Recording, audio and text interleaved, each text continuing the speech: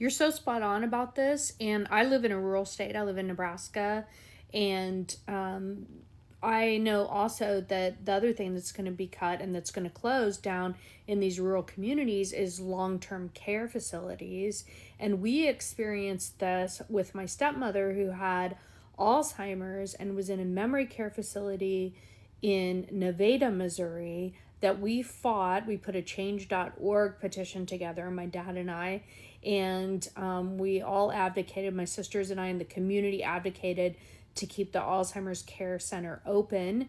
And they, the hospital eventually closed it down, and they had this long-term care board, and then they were going to put the patients in this horrific place, and many had no choice because they had Medicaid, so they were moved and transferred there. And of the, I can't remember how many were transferred there, that like a great portion of those folks ended up dying within a very short period of time.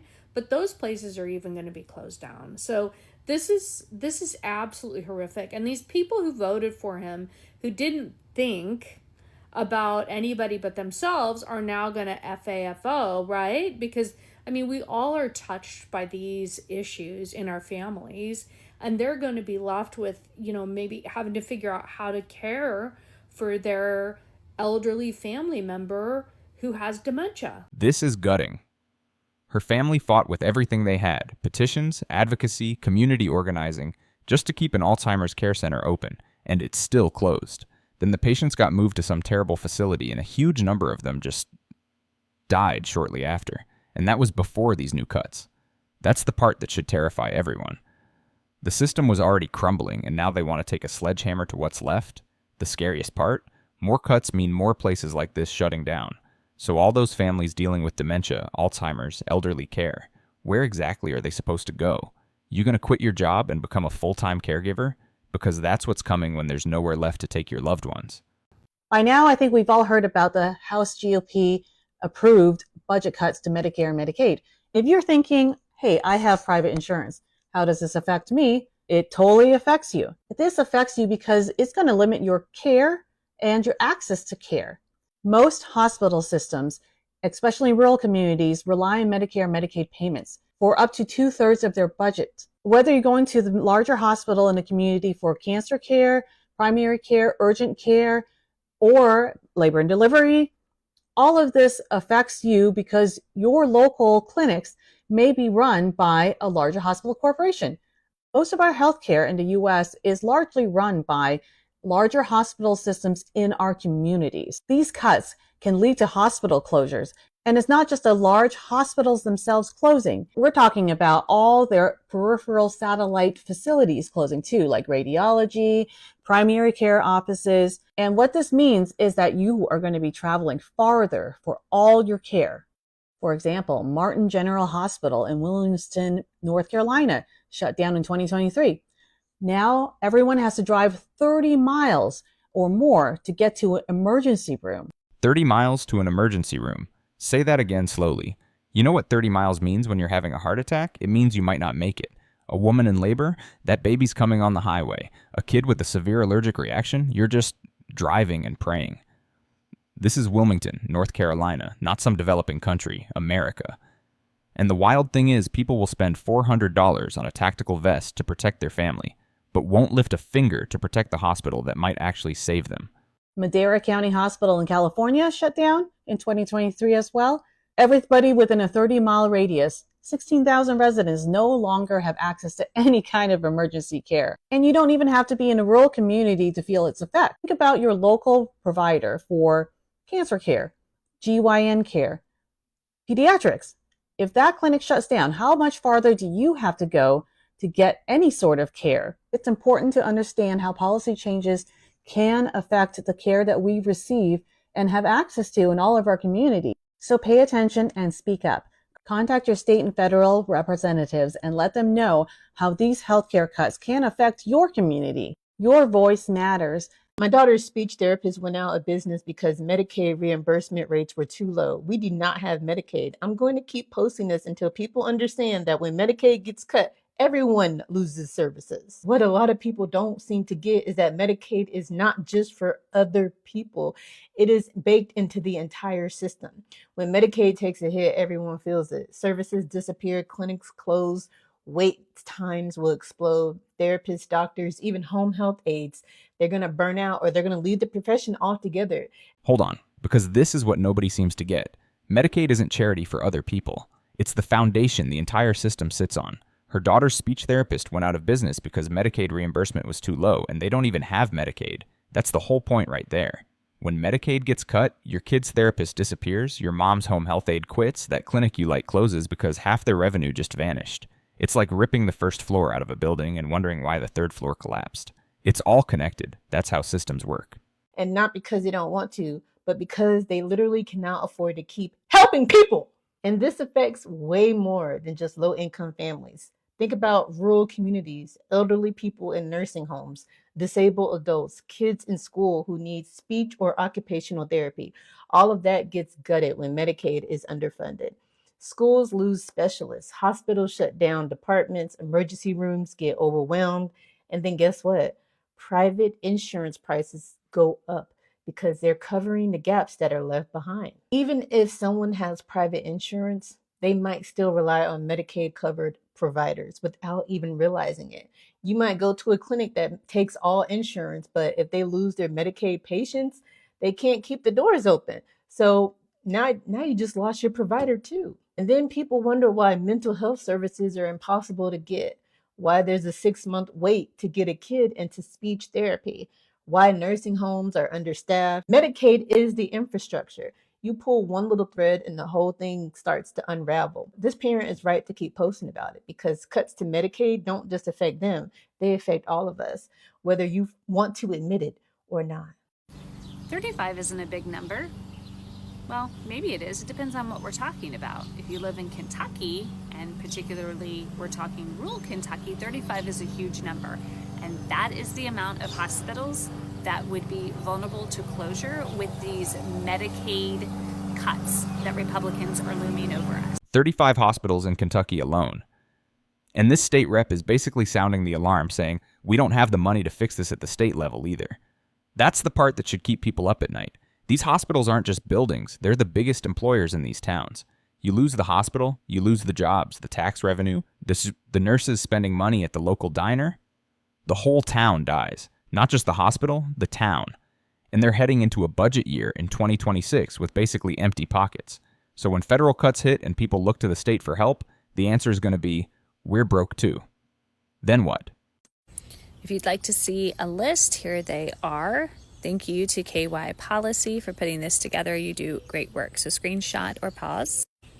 And here is the second list of hospitals and medical centers that could potentially close. So you need to reach out to those U.S. representatives at the federal level. So those are your U.S. senators and your U.S. congressmen, okay, here in Kentucky. Also, they're the ones that are in D.C., right? Taking votes on this. You also need to be reaching out to people like myself at the state level. So that is your Kentucky state senators and your Kentucky state representatives.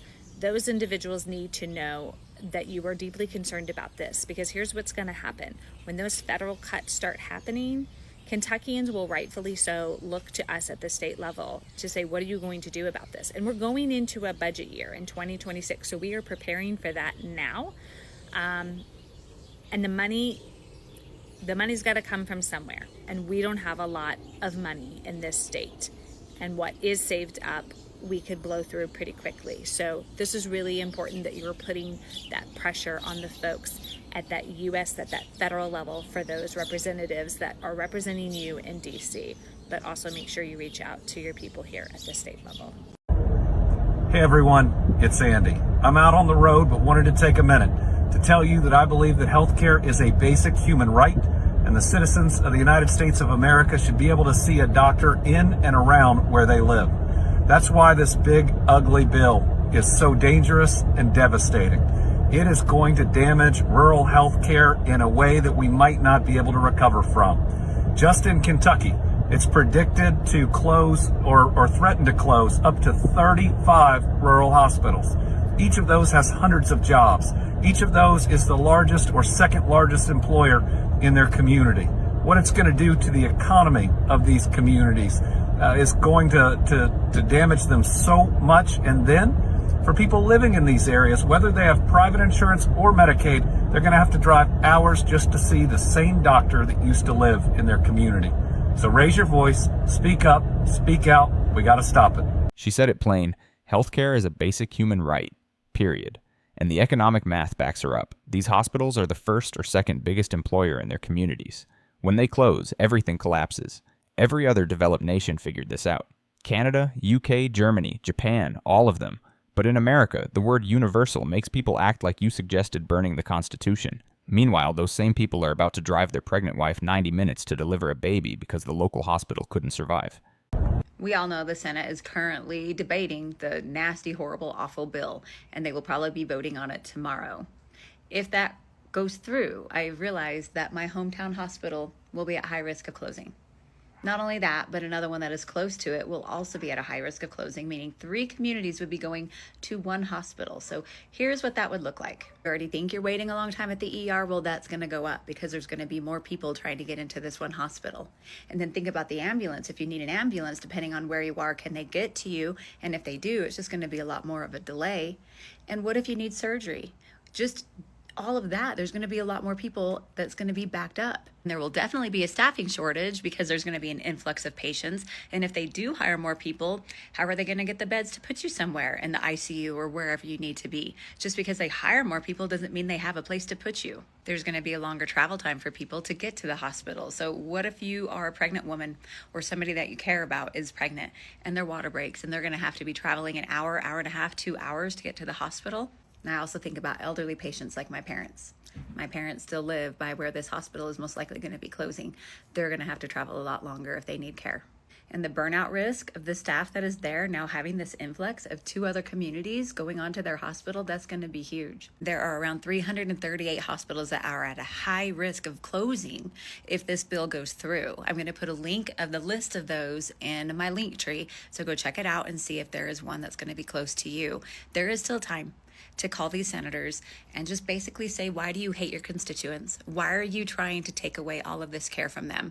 And put the pressure on them. They are going to want to be reelected. And so we need to let them know that that's not going to happen if this terrible, awful, horrible bill goes through. 3 communities, 1 hospital. Let that math hit you. She brought up pregnant women, and she's absolutely right. Imagine your water breaks, and instead of 10 minutes to the hospital, it's an hour, maybe 2, on rural roads, maybe in winter, maybe at night. That's not healthcare. That's a coin flip. And 338 hospitals nationally at high risk, that's not a policy disagreement anymore. That's a public health catastrophe waiting to happen. The nearest hospital to my small North Carolina town is 30 minutes away. But many rural hospitals have been closing due to lack of funding. And if more people get kicked off Medicaid because of the bill that the government's trying to pass, then more rural hospitals will close and people will have lack of access to the healthcare they need.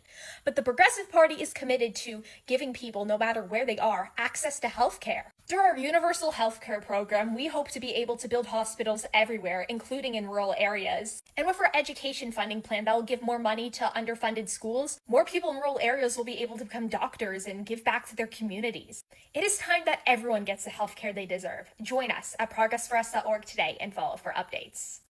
Today, a clinic in rural southwest Nebraska is announcing that they are closing their doors, and listen to what the CEO said is the reason why.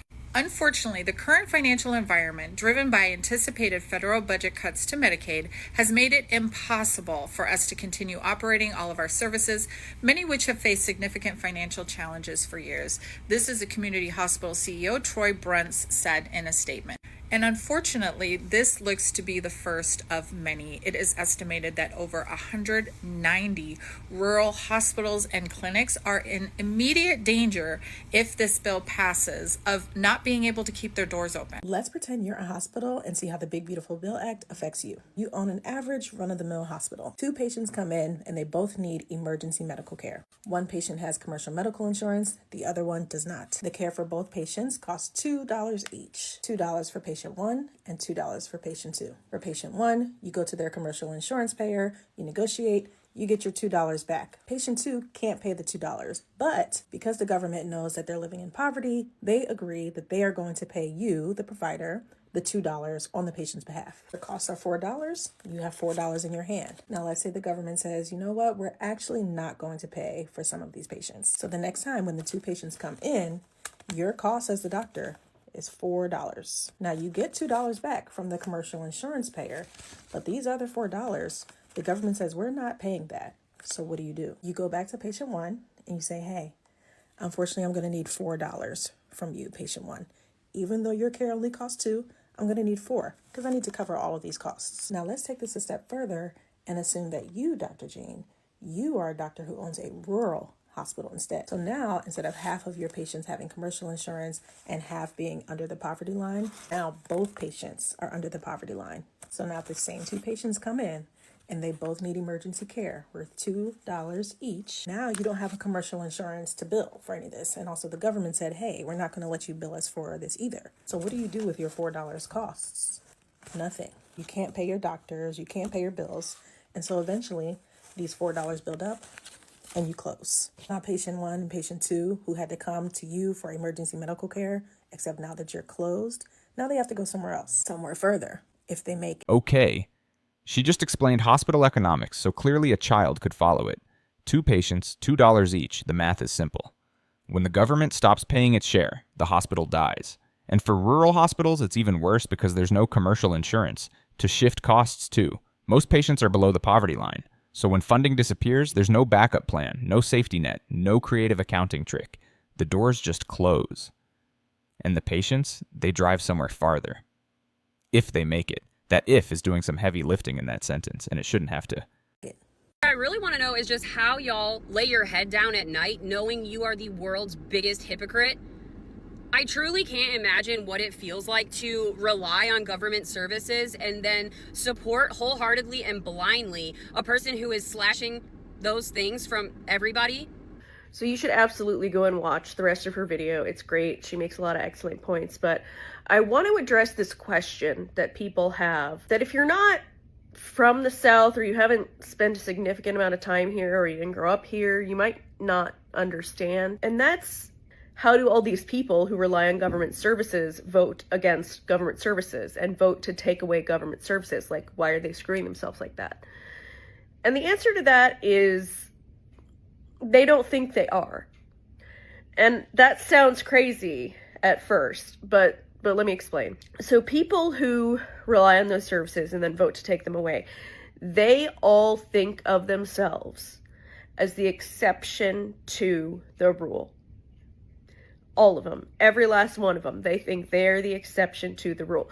They think, you know, I've fallen on hard times. I'm working really hard. I'm trying really hard to find a job and make enough money. I still don't make enough money. So I deserve the help. But those people over there getting the help, they're just lazy and they don't deserve it. So when they vote to cut those services, in their minds, they think, good, those lazy people won't get them anymore, but I, the deserving, hardworking person, I will get more. They don't get that they're gonna be fucked too. They think they will be exempt somehow. And they think that they are special, that everyone else getting it is not exactly like them. Yes, it's stupid and ridiculous, but that is how they think, and that is why they vote against their self-interest. And when they lose their benefits, they're not gonna blame Trump. They're not gonna blame Republicans. They're going to find a way to blame, like, literally anybody else. I've been watching this happen for decades. So, just putting that out. This might be the most important thing said in the entire video. Listen carefully. They think they're the exception. Every single person who uses government services and votes to cut them believes they're the deserving one. I've fallen on hard times. I'm working hard. I deserve help. But those people over there, they're just lazy. And when the cuts hit them, they won't blame the people they voted for. They'll blame immigrants. They'll blame the other party. They'll blame literally anyone except themselves. She said she's been watching this happen for decades. The same cycle over and over, people voting against their own survival and then acting shocked when the consequences show up at their door. There.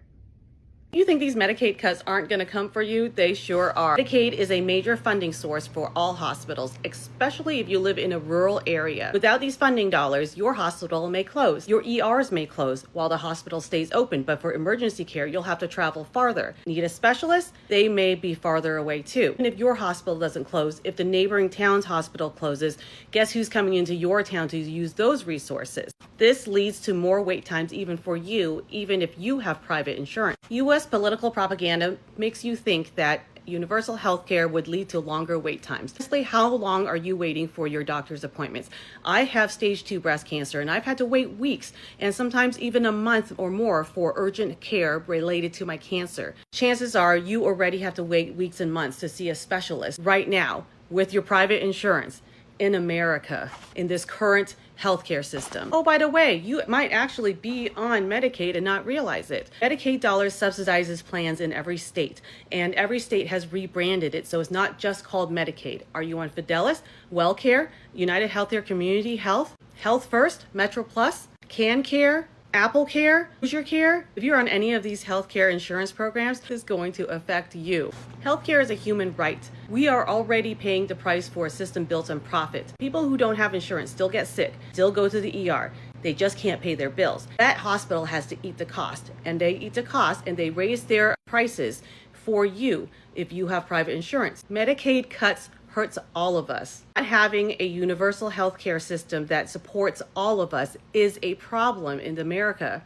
Your wait times in America are just as long as wait times in other countries that have universal health care. We are just paying more out of pocket. Think about how much you pay in your copays, even though you pay a premium.